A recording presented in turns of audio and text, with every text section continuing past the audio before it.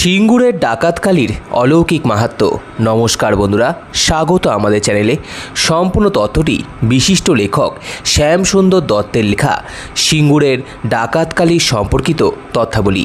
আপনাদের কাছে অনুরোধ, ভিডিওটি আপনারা সম্পূর্ণ দেখুন। বাংলার বুকে এই ভয়ঙ্করী দেবী কালীর সঙ্গে জড়িয়ে রয়েছে হাড়হিম করা বহু চাঞ্চল্যকর ইতিহাস। প্রাচীনকালে বাংলার বিভিন্ন অঞ্চলে কালী পুজো করে ডাকাতরা ডাকাতি করতে যেতেন। সময়ের পরিবর্তনের সাথে সাথে সেই হাড়হিম করা ডাকাতির গল্প আর শোনা যায় না।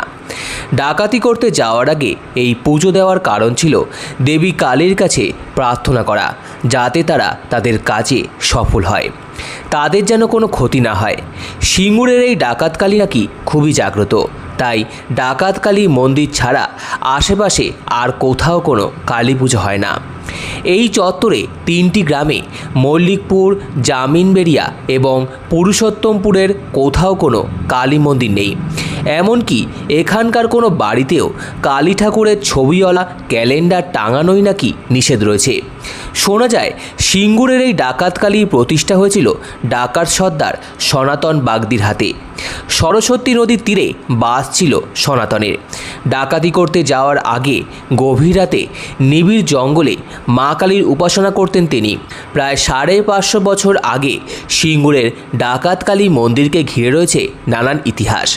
বৈদ্যবাটি তারকেশ্বর রোডের পাশে পুরুষোত্তমপুর এলাকায় এই ডাকাতকালী মন্দিরটি অবস্থিত। কথিত রয়েছে অসুস্থ রামকৃষ্ণদেবকে দেখতে মা শারদা কামারপুকুর থেকে দক্ষিণেশ্বর যাওয়ার পথে রঘু ডাকাত এবং গগন ডাকাত মায়ের পথ আটকে দাঁড়ায় ডাকাতির উদ্দেশ্যে। সেই সময় অকস্মাৎ মা শারদার পিছনে রক্তচক্ষু মা কালীর ছবি দেখতে পায় ডাকাত দল। ভুল বুঝতে পেরে মা শারদার কাছে ক্ষমা প্রার্থনা করে। সন্ধে নামার সেই রাতেই ডাকাতদের আস্তানায় মা শারদাকে থাকার ব্যবস্থা করে দেন ডাকাত দল। সেই রাতে মা শারদাকে তারা খেতে দেন চাল কড়াই ভাজা। পরের দিন সকালে ডাকাতরা মা শারদাকে পৌঁছে দেয় দক্ষিণেশ্বরে। এরপর থেকেই ডাকাতের দল ডাকাতি ছেড়ে দেয়। সেই থেকেই কালী পুজোর দিন মায়ের প্রথম নৈবেদ্য প্রসাদ হিসাবে চাল কড়াই ভাজার নিবেদন করার রীতি রয়েছে। এছাড়াও লুচি এবং ফল নিবেদন করা হয় পুজোর প্রসাদ হিসাবে। কালী পুজোর দিন 4 প্রহরে 4 বার পুজো করা হয়, পাশাপাশি ছাগল বলি হয়। ইতিহাস থেকে জানা যায় এই এলাকার পাশেই সরস্বতী নদীর পাশে জঙ্গলের ডাকাতরা মাটির কুড়ের ঘরে বানিয়ে দেবী কালীর পুজো করতেন।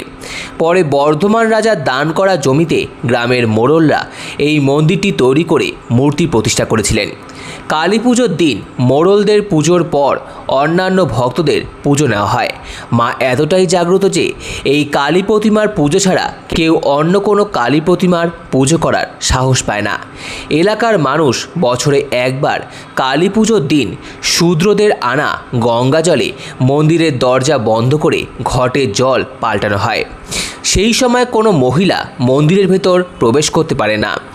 আশেপাশের গ্রামের মানুষজন যে কোনো শুভ কাজ মায়ের পুজো দিয়ে শুরু করেন।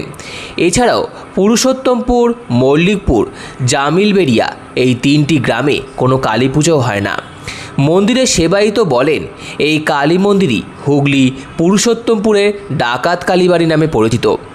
অতীতে এই এলাকা ঘন জঙ্গলে পরিপূর্ণ ছিল।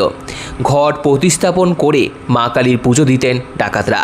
মায়ের ঘটের জল পাল্টানো হয় বাগদিদের দেওয়া জলে।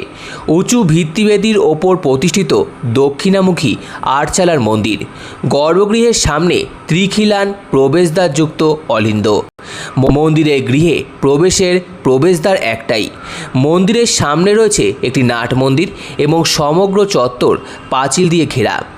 একসময় মন্দিরের সামনের অংশটি টেরাকোটায় অলঙ্কৃত ছিল, কিন্তু বর্তমানে সেই টেরাকোটার খুব সামান্য অংশ অবশিষ্ট রয়েছে। প্রাচীনকাল থেকে আজও সেই একই রীতিনীতিতে মায়ের পুজো করা হয়।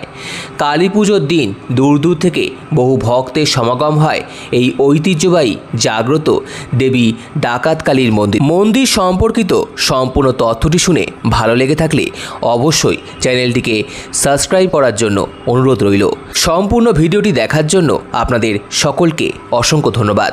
ভিডিওটি ভালো লেগে থাকলে লাইক, কমেন্ট, শেয়ার এবং চ্যানেলটিকে অবশ্যই সাবস্ক্রাইব করুন। ধন্যবাদ।